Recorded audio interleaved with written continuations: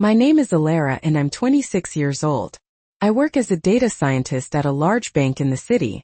The job pays well, better than I expected when I graduated from college 4 years ago. I analyze financial data, build predictive models, help the bank make better decisions. It's interesting work and I'm good at it. I have 3 siblings. Liam is my older brother. He's 30 now. Chloe is my younger sister. She's 21. Finn is my youngest brother, 20 years old. We all grew up in the same house. A 5-bedroom place in a decent neighborhood that my parents bought 15 years ago. When I graduated from college at 22, I planned to get my own apartment and start my life. But my father got demoted at work right around that time. His salary dropped significantly and suddenly my parents were struggling to pay the mortgage. The monthly payment was $2,600 and they couldn't cover it anymore. My mother sat me down in the kitchen one evening and explained the situation. "It's just temporary," she said. "Your father's going through some difficulties at work. We need help with the mortgage for a little while. Could you contribute $2,000 a month? We can cover the rest." I just started my job. I was making good money, but $2,000 was a lot. Still, they were my parents. They'd raised me, paid for things when I was growing up. I figured I owed them. "Okay," I said temporarily. That was 4 years ago. I've been paying $2,000 every month since then. My parents pay $600. I've done the math. Over 4 years I paid $96,000 toward the mortgage of a house that isn't mine. Liam lives in the house too. He hasn't worked in 2 years. Before that, he convinced my parents to give him $60,000 to start a business. Some kind of tech startup that was going to make everyone rich. It failed within 6 months. All that money gone. Now Liam sits in his room most of the day playing video games, talking about opportunities he's waiting for. When I asked him once why he doesn't get a regular job, he said he deserves better than sitting in an office like everyone else. Like I do, he meant like that's beneath him somehow. Chloe lives at home too. She goes to Westfield Private College, which costs $35,000 a year. My parents pay the entire tuition. When I asked my mother why Chloe couldn't work part-time to help with expenses, she said Chloe needs to focus on her studies. I worked part-time through all 4 years of college.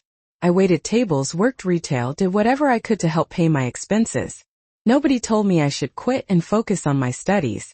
Nobody offered to pay my entire tuition. But apparently Chloe is different. Finn still lives at home too. He's taking classes at community college, works part-time at a restaurant. He's the only sibling besides me who contributes anything, and even that's minimal. None of them pay rent. None of them help with the mortgage. Just me. I tried to talk to my parents about it once about 6 months ago. I mentioned that maybe Liam could get a job and help out or Chloe could work part-time like I did in college. My father just looked at me. Liam's been through a lot. He needs time to recover from the business failure. And Chloe's education is important, my mother added. We want her to succeed. What about my education? I worked the whole time. That was different. You were more independent. I didn't know what to say to that. Independent meant they expected less from me or expected more depending on how you looked at it. I kept paying the $2,000 every month. I kept living in my childhood bedroom. I kept going to work, coming home, existing in a house where everyone took what I gave and never said thank you. December came. I love Christmas normally. My mother always makes a huge dinner on Christmas Eve. Roast turkey, mashed potatoes, her special gingerbread cookies. The house smells amazing, and we all sit around the TV watching old movies while my father drinks eggnog and tells the same stories he tells every year. On the morning of December 24th, I woke up at 8. The house was quiet. I got out of bed and walked into the hallway. No sounds. No TV blaring from downstairs, which was weird because my father always turns it on full volume in the morning. No smell of turkey or gingerbread. Nothing. I went downstairs. The kitchen was empty. The living room was empty. I checked every room on the first floor. Nobody. I went back upstairs and checked the bedrooms. Liam's room was empty. Chloe's room was empty. Finn's room was empty. My parents' room was empty. I looked out the window. The driveway was empty. All 3 cars were gone. I pulled out my phone and called my mother. It went straight to voicemail. I called my father. Same thing. I tried Liam, Chloe, Finn. Nobody answered. I sent text messages. Where is everyone? No response. I opened our family group chat to send a message there. The app said I couldn't send messages. I'd been removed from the group.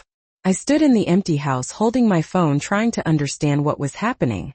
Then I called my Uncle Philippe, my father's brother. Hello, he answered. I could hear noise in the background, voices, music. Uncle Philippe, where is everyone? Oh, Alara, we're in Hawaii. Didn't they tell you? Your parents' 35th wedding anniversary? The whole family flew out here to celebrate. It's beautiful. You should see the resort. I felt something cold settle in my stomach. Nobody told me about this. Really? They said you couldn't come because you had to work. Something about needing to earn money for the family. In the background, I heard Chloe's voice. The plan was to leave Alara at home so she could take care of the house, water the flowers and clean up. Uncle Philippe didn't respond to that. I heard him move away from Chloe, the background noise getting quieter. I'm sorry, Alara. I thought you knew. How long have you known about this trip? Few months. They'd been planning it since September. I hung up. I sat there for a long time staring at nothing. My family had planned this for months. They booked flights, reserved a resort, coordinated with extended family, and they deliberately left me behind. Not because I had to work, because they wanted me to take care of the house while they enjoyed themselves in Hawaii. I didn't cry. I didn't scream or throw things. I just felt this strange clarity settle over me, like I'd been looking at something blurry for years, and suddenly it came into focus. I stood up and went to make myself some food. I wasn't going to sit around feeling sorry for myself on Christmas Eve. I made pasta, opened a bottle of wine I'd been saving, and turned on the TV. I found a Christmas movie marathon and settled in. I didn't send any messages wishing them Merry Christmas. I didn't send my parents an anniversary greeting. I just existed in the quiet house alone and started planning. The next morning I called my friend Clara. We'd known each other since college and stayed close.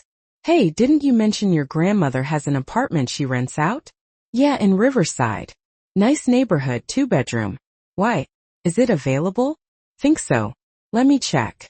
I heard her moving around, probably calling her grandmother. She came back a minute later. It's available. Are you interested? Clara, can you send me photos? She sent them within 10 minutes. The apartment looked perfect. Clean, updated, good natural light. Nothing fancy, but it was mine. Or could be mine. I want it. I told Clara. Can you send me the lease agreement? Sure, my grandmother will be thrilled. She's been looking for a good tenant. The lease came through that afternoon. I signed it electronically and sent it back. The rent was reasonable, much less than I'd been paying toward my parents' mortgage. The next morning, December 26th, I started making calls. I found a moving company that was working through the holidays for premium rates. I didn't care about the extra cost. I wanted out.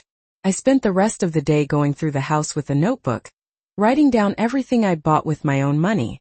The 72 inches TV in the living room, purchased with my bonus last year for $2,500. The washing machine and dryer, the microwave, the dishwasher, the smart refrigerator with 2 chambers, the $1,000 coffee machine my mother used every morning, the Wi-Fi router, the entire smart home system I'd installed 6 months ago. I had receipts for everything. I'm organized about finances. Always have been. Every purchase, every payment, all documented in a folder on my computer. I printed everything out and put it in a physical folder. The movers arrived at 8 the next morning. 3 guys with a truck. I showed the foreman my folder of receipts. It took them 6 hours to remove everything. The big TV came off the wall mount in the living room. My father loved that TV. Watched it every single day. The washing machine and dryer went. My mother did laundry constantly. The microwave, the dishwasher, the beautiful smart refrigerator that had cost me $3,000. All of it loaded into the truck. The coffee machine was last. I bought it for my mother's birthday 2 years ago. She'd cried when she opened it. Said it was the best gift she'd ever received. Now it was going into a box. The Wi-Fi router came out. The smart home hub that controlled the lights, the thermostat, everything. Without it, the house would be just a regular house again. No voice commands, no automated systems, nothing. By evening, the house looked empty. They still had their own furniture, their own basic appliances. But everything nice, everything modern, everything I'd contributed was gone. I moved into my new apartment that same day. Clara's grandmother met me there. A sweet older woman who seemed genuinely happy to have me as a tenant. I paid the deposit and 3 months' rent in advance. I wanted security, wanted to know I had a place to stay without worrying about it for a while. After the movers left and I'd unpacked the essentials, I sat down with my laptop. I logged into the utility company websites. Electricity, water, internet. All the accounts were in my name because I'd been paying the bills. I went through each one and terminated the service to my parents' address. I left my house keys under the flower pot by the front door where we always kept the spare. I left the unpaid utility bills on the kitchen table, so they'd know what needed to be taken care of. Then I drove away from that house for the last time. My family was due back from Hawaii in 6 days. I'd set up the Ring doorbell camera at the house months ago. Another thing I had paid for. The account was still active on my phone. I could see whenever someone came to the door. I waited. I unpacked my apartment, arranged my furniture, made the space mine. I went to work like normal, came home to my quiet apartment, cooked dinner for one. It was peaceful. 6 days after I moved out, my phone buzzed with a notification from the Ring app. Motion detected. I opened it and watched. My family's cars pulled into the driveway around 8 in the evening. They were all talking, laughing, pulling suitcases out of the trunk. Tanned from the Hawaii sun, relaxed from their vacation. My father went to unlock the front door. He stepped inside. A few seconds later he came back out confused. The house was dark, completely dark. No lights came on when he flipped the switches. I watched my mother go inside, then come back out. She was talking rapidly, gesturing. My father pulled out his phone, probably trying to call the power company. Then Liam went inside. He came out a minute later and headed straight for the outdoor security camera I'd also installed. He must have checked the footage with his laptop, because he went back inside and moments later my mother was calling me. I let it ring. Then I listened to the voicemail. Alara, what did you do? Call me back right now. I deleted it and went back to watching TV. The next morning my phone started ringing at 7. My mother. I ignored it. She called 6 more times before 9. Then my father called. Then Liam. I ignored all of them. Around 10 my mother called again. This time I answered. You're a criminal. She screamed. You're a traitor. You robbed us. I took what belongs to me. Where are you? What's your address? I gave it to her. I wanted the confrontation. I was done hiding. She hung up without another word. An hour later my doorbell rang. I checked the peephole and saw my entire family standing there. My parents, Liam, Chloe, Finn, and 2 police officers. I opened the door, but only let the officers inside. My family tried to push in behind them, but I blocked the doorway. Only the police, I said. One of the officers, Officer Carter, according to his name tag, looked uncomfortable. Ma'am, your family says you removed property from their home. I removed my property from their home. Would you like to see the documentation? I pulled out my folder. 4 years of mortgage payment receipts showing I'd paid $2,000 every month. Receipts for the TV, the appliances, the smart home system, warranty cards with my name on them, everything organized and clear. Officer Carter went through it all carefully. His partner looked over his shoulder. They took their time checking dates, amounts, names. Ma'am, I have to ask. Are you experiencing harassment from your family? Yes, but I don't want to file a complaint right now. If that changes, you can come to the station anytime. He handed me his card. The officers went back outside. I heard Officer Carter talking to my family. All the items belong to her. She has receipts and documentation. There's nothing we can do. That's impossible. My mother said. She lived in our house and paid $2,000 a month towards your mortgage for 4 years according to these receipts. There was silence. Then my mother started crying. Loud, dramatic sobs. She's breaking my heart. My own daughter. My father's voice was calmer but firm. Alara, you need to calm down and come home. You're being irrational. I stepped into the doorway where they could see me. I'm not coming home. I'm not paying your mortgage anymore. I'm done. I closed the door and locked it. I could hear them arguing outside for a few more minutes. Then car doors slamming, engines starting. They left. I went back to my normal life after that. Work during the week, quiet evenings in my apartment. I paid my rent, bought my groceries, saved money for the first time in 4 years. Felt incredible. 3 weeks later, I ran into Liam and Chloe at the grocery store. I was in the produce section when I heard Chloe's voice behind me. Ilara. I turned. They both looked angry. You need to fix this, Chloe said. Mom cries every single day because of you. That's not my problem. Liam stepped closer. Come on. Just turn the internet back on. I need it to look for jobs. You're 30 years old, Liam. Pay for internet yourself. I don't have money for that right now. Then get a job. Any job. Fast food, retail, whatever. Like normal people do. I walked past them to the checkout. They didn't follow. The next few months were peaceful. I worked. I saved money. I enjoyed living alone. No noise, no drama. No one asking me for anything. I could actually afford to do things I wanted. I went to movies, bought new clothes, took a weekend trip to the coast. My phone rang constantly at first. Aunts and uncles calling to tell me I should help my family, that I was being selfish, that family takes care of each other. I hung up every time the conversation went that direction. Then one day I got a certified letter. My parents were suing me for $30,000 in emotional damages and stolen property. I called a lawyer. She reviewed my documentation and laughed. This is going to get thrown out. Don't worry. The court date came. I sat on one side with my lawyer. My parents sat on the other side with theirs. Liam, Chloe, and Finn sat in the gallery behind them. My father spoke first. He talked about family obligations, about how children should help their parents, about how I'd abandoned them in their time of need. He made it sound like I'd committed some terrible crime. Then it was my turn. My lawyer presented the folder. The judge examined every receipt, every payment record. He asked my parents questions. Did your daughter pay $2,000 per month towards your mortgage? Yes. Did she purchase all the items listed here with her own money? Yes, but she lived in our house. Did your other children contribute to the mortgage? My father hesitated. No. Did they pay rent? No. The judge looked at Liam. Young man, you're 30 years old. Do you work currently? No. The judge looked at Chloe. You attend private college. Who pays the tuition? My parents. The judge leaned back. Let me make sure I understand. Your daughter paid $2,000 monthly for 4 years while living with you. That's $96,000. She purchased appliances and electronics with her own money. Your other children, all adults, live in your home for free and contribute nothing. And you're suing her for taking her own property when she moved out. My father opened his mouth, but nothing came out. Case dismissed, the judge said. And you'll be responsible for all court costs. My mother burst into tears again. My father looked stunned. Liam was staring at the floor. Chloe looked furious.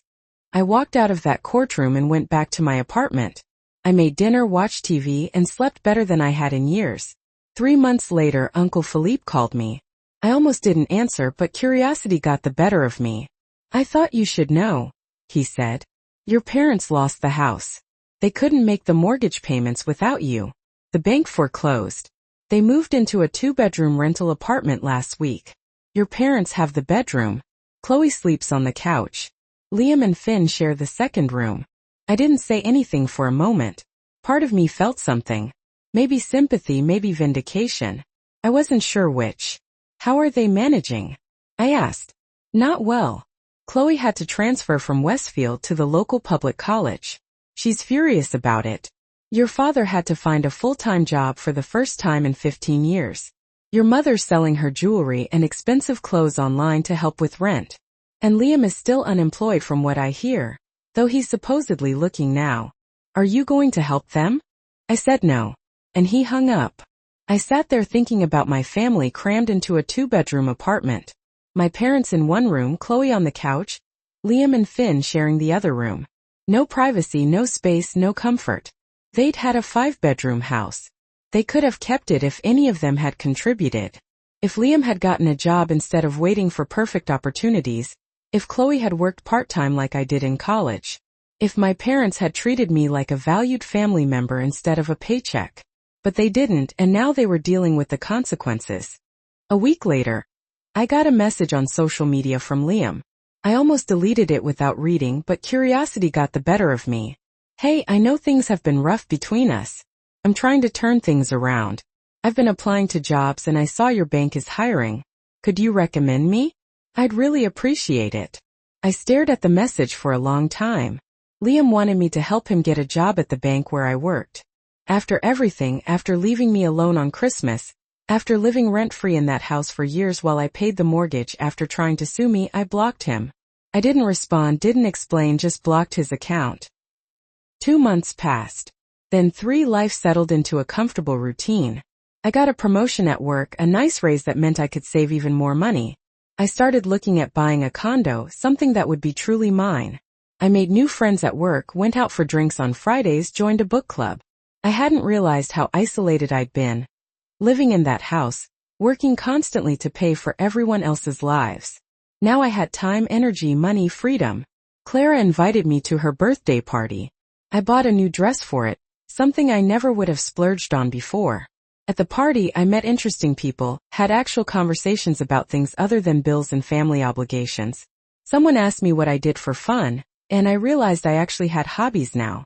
I'd started painting, taking an online photography course, going hiking on weekends. Sometimes I wondered if I should feel guilty, if I was a bad daughter, a bad sister for cutting them off completely.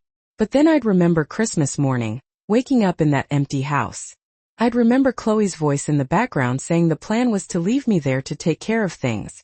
I'd remember my mother crying in court, not because she'd hurt me, but because I'd stopped letting her use me. I didn't feel guilty. I felt free. My parents never tried to contact me directly after the lawsuit. Neither did Chloe or Finn. Liam tried a few more times on different platforms, but I blocked him every time. The relatives stopped calling eventually. I think they finally understood I wasn't going to change my mind. 6 months after I'd moved out, I bought my own condo. 1 bedroom, 1 bathroom, a small kitchen, a balcony with a view of the city. It was perfect. It was mine. Truly mine. Not something I was paying for while someone else enjoyed it. The closing date was on a Friday. I took the afternoon off work to sign the papers. When I walked out of the title company's office with the keys in my hand, I felt something I hadn't felt in years. Pride. Not in what I'd done for other people, but in what I'd done for myself. That evening I stood on my new balcony with a glass of wine, watching the sunset over the city. My phone was quiet. Nobody calling to ask for money. Nobody demanding I fix their problems. Nobody making me feel guilty for wanting a life of my own. I thought about my family sometimes. Wondered if they'd learned anything, if they'd changed. But I didn't wonder enough to reach out. They'd shown me who they were, and I'd finally believed them. I'd spent 4 years being the responsible one, the reliable one, the one who sacrificed everything for family. And in return, they'd left me behind on Christmas to take care of their house. Now I was the one who left, and I wasn't looking back. My apartment was quiet, peaceful. The silence was mine, and it didn't feel lonely. It felt earned. I had no plans to reconcile with my family anytime soon. Maybe not ever. I built a new life, one where I came first, where my hard work benefited me, where I wasn't taken for granted or used or forgotten. For the first time in my adult life, I was living for myself. And it felt exactly right. I raised my glass to the sunset, to my new condo, to the life I'd finally claimed as my own. I paid $96,000 to learn what my family really thought of me. It was an expensive lesson, but I'd learned it well. I was done being anyone's backup plan. Done being the family bank. Done sacrificing my future for people who couldn't even be bothered to tell me they were leaving for Hawaii. I was just done. And I'd never been happier.